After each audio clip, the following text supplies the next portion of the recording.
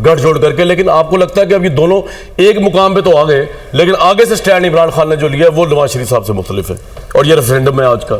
دیکھیں، یہ بات تو درست ہے کہ اقتدار سے رخصت ہونے کے بعد عمران خان صاحب نے ریزسٹ کیا ہے اور مزاحمت کی ایک تحریک چلائی، ٹھیک، اور لوگوں کو انوالو کیا اپنے ساتھ، ان سے رابطہ کیا ہے، رابطہ عوام مہم چلائی، اس کا تو کریڈٹ ان کو دینا چاہیے. صحیح. لیکن نواز شریف صاحب کے ساتھ ان کی مماثلت نہیں ہے، اچھا، کیونکہ نواز شریف صاحب کو تو ایک تاریخ میں پہلی مرتبہ ایک سپریم کورٹ کی تشریح کے تحت نکالا گیا، جو پہلے اس سے پہلے کہیں اس کا کوئی تذکرہ بھی نہیں ہوتا تھا. کہ سپریم کورٹ 184(3) کے تحت براہ راست سماعت کرتے ہوئے کسی شخص کو اقتدار سے نکال سکتی ہے اور وزیر اعظم کو. تو سپریم کورٹ نے نہ صرف ڈسکوالیفائی کیا بلکہ تا حیات ان کا نااہل قرار دے دیا. پھر ان پر پارٹی کی قیادت جو ہے اس کے دروازے بند. تو نواز شریف صاحب جو تھے وہ تو 2018 کے الیکشن سے آؤٹ ہو گئے، یعنی میدان میں رہ نہیں دیا گیا. تو کھڑے ہوتے، بھاگتے، لڑتے، کیا کرتے؟ جیل میں تھے جس میں الیکشن ہوئے. نہیں، مطلب جیل میں تھے نا، ان کو نہ وہ کنٹیسٹ کر سکتے تھے، نہ وہ کینڈیڈیٹ بن سکتے تھے، لیکن پنجاب میں پھر بھی وہ جیتے ہوئے تھے، نہ اپنی پارٹی کو لیڈ کر سکتے تھے. میں یہ بڑی حیران کن بات تھی. عمران خان صاحب جو ہیں ان کے خلاف جو بھی طوطے میں نہ کہانی بنا دے آپ، اور پس پردہ اور پس منظر جو بھی دیکھ لیں، یہ ایک حقیقت ہے کہ جو کانسٹیٹیوشن میں دیا گیا طریقہ ہے کسی حکومت کو اقتدار سے نکالنے کا، اس کے مطابق ایک نو کانفیڈنس پاس ہوا. لیکن سر ایسے ایاز صاحب کہہ رہے ہیں کہ یہ ایک ریفرینڈم تھا اس ایکشن کے خلاف جو 10-11 اپریل کو ہوا، تو وہ کس طرح قانونی ہو سکتا ہے اگر اس کے خلاف آج ریفرینڈم ہو رہا ہے کالنگ کے؟ دیکھو، یہ تو ایک انٹرپریٹیشن ہے، انداز بیان ہے نا. اب اس کی آپ داد دیتے جیسے شاعر کا شعر ہوتا ہے کوئی، اس کا حقیقت سے کوئی تعلق نہیں نا.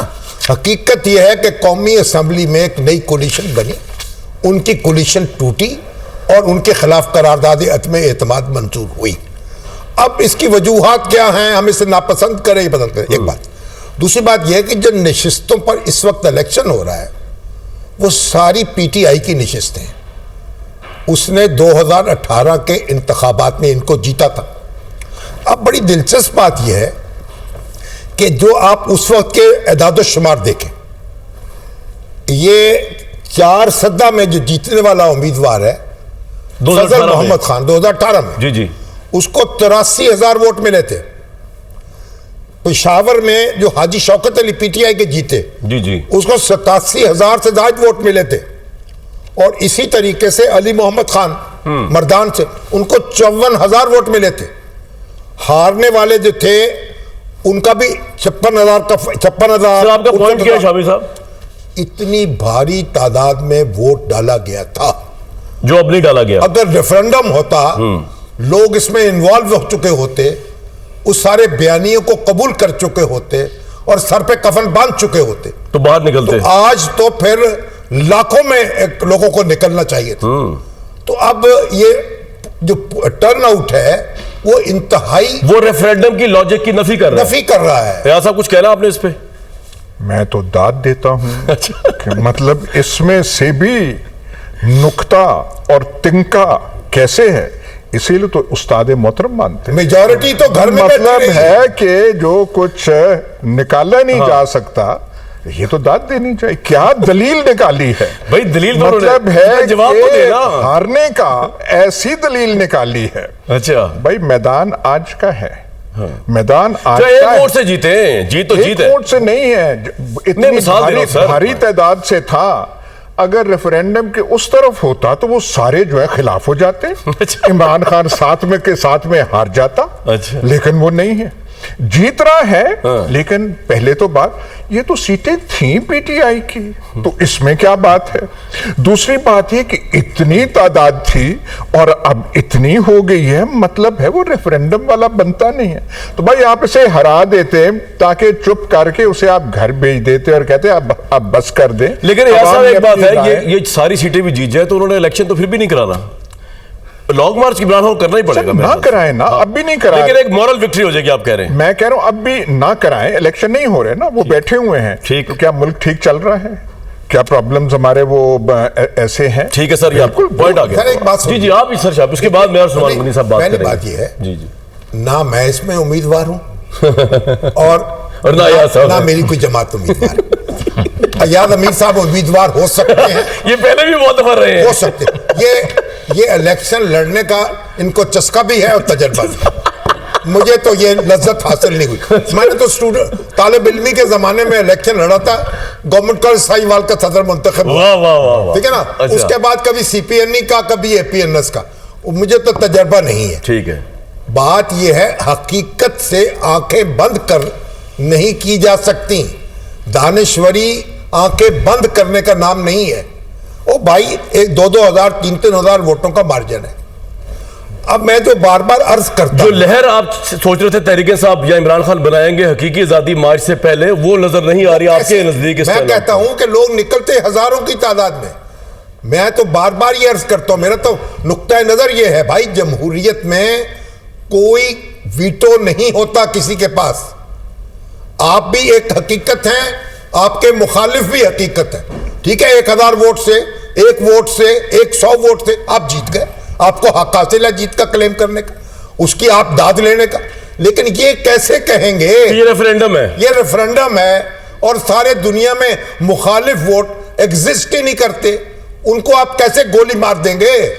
شامی صاحب لیکن یہ ایک بڑی عجیب سی بات ہوگی نا کہ یہاں پہ عمران خان ساری سیٹوں سے جیت جائیں. ہاں جی سر, تو یہ آپ کے لیے کوئی بہت بڑی ڈیولپمنٹ نہیں ہوگی. یہ جو ان کا جو دعویٰ ہے کہ جی میں اب الیکشن فوری ہونا چاہیے, ان کا جو دعویٰ ہے کہ لانگ مارچ ورنہ میں کروں گا, ان کا جو دعویٰ ہے کہ حکومت صحیح ڈیلیور نہیں کری, اس میں تقویت اس کو نہیں ملے گی. ایک پاپولر لیڈر ہے, یہ تو کوئی انکار نہیں کر رہا نا.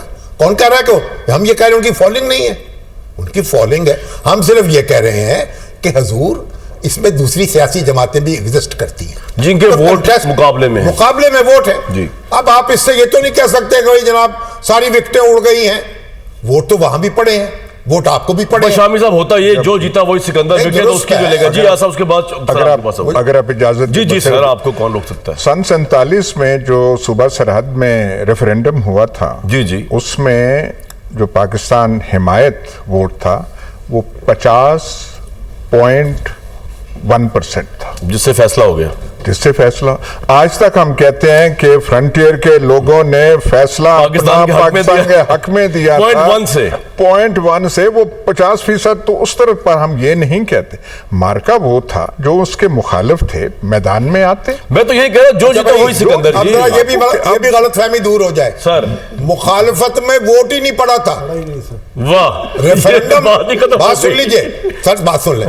ریفرینڈم میں جو سرخ پوش تھے انہوں نے بائیکاٹ کر دیا تھا, ریفرینڈم میں حصہ نہیں لیا تھا. یہ غفار خان صاحب کی بات تھی. جی, مخالفت میں 0 ووٹ تھا اور حق میں 50% سے زیادہ ووٹ تھے. 50% سر 49% نے بائیکاٹ تو کیا نا. نہیں, اوہو, انہوں نے ووٹ ہی نہیں ڈالے. انہوں نے حق سے تو آج اکثریت نے ووٹ نہیں ڈالا. آپ میں یہ عرض کر رہا ہوں, آپ یہ دیکھیں نا کہ 80% لوگوں نے ووٹ ہی نہیں ڈالا. آج وہ کہہ رہے ہیں اس حساب سے پھر آج 80% نے ووٹ نہیں ڈالا. یا صاحب کہاں لڑیں گے, گیلے چھوڑے ریسٹ کر لیں. بھائی بات یہ ہے نا, اتنی سیٹوں میں پہلے کبھی ذوالفقار علی بھٹو لڑے تھے 5 سیٹوں پہ, 4 جیتے 1 ہارے 70 میں. آج وہ ہے, اس کو بھی اگر آپ نہیں ہم مان رہے ہیں, یہ جو فرما دیا, ہم مان رہے ہیں حضور نے جو فرما دیا کہ حقیقت سے آنکھیں بند کرنا یہ کوئی دانشوری نہیں ہے. اب سنیں بات سنیں, یہاں پہ اس کا عملی مظاہرہ ہو رہا ہے. دونوں طرف سے ہو رہا ہے, ایک طرف سے ہو رہا ہے. بھائی بات یہ کامران, میری بات سنو. سر اصل میں وہ بچے اگر سامنے بیٹھے ہوتے جنہوں نے جو 1970 کے بعد پیدا ہوئے ہوتے یا 1947 کے بعد پیدا ہوئے, تو ان کے سامنے تو آپ یہ تاریخ بیان کر دیتے. صحیح. اب جنہوں نے وہ تاریخ یاد کر رکھی ہے, انہوں نے باتیں دیکھی ہے, ان کو کیسے آپ مقابلے میں ڈالیں گے؟ سر ایک سیکنڈ سر, ہو گیا سر یہ پوائنٹ.